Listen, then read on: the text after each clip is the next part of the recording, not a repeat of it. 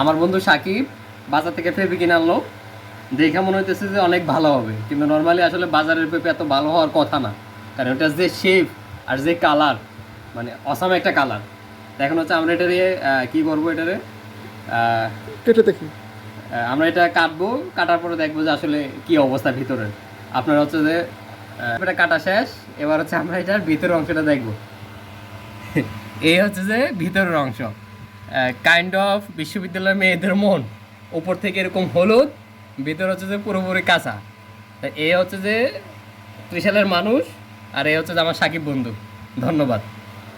এবার এই হলুদ আর সাদার পার্থক্য বোঝার জন্য আমি আমার বন্ধুর কাছে যাবো। একটু বন্ধু বলো এবার যে আসলে এটার কাহিনীটা কি।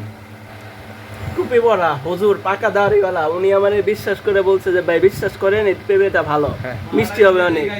ভাই 2 দিনে এটাই করে দিছে, তাহলে এই হুজুর বিশ্বাস করবো কিভাবে?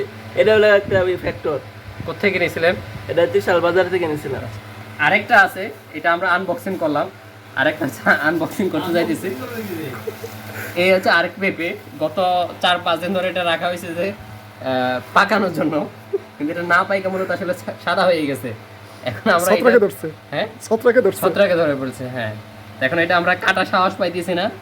যদি কেউ কিনতে চান একদম কম দামে আমরা হচ্ছে বিক্রি করে দেবো, আজকের মধ্যে যোগাযোগ করতে হবে। ঠিক আছে, ধন্যবাদ। ধন্যবাদ।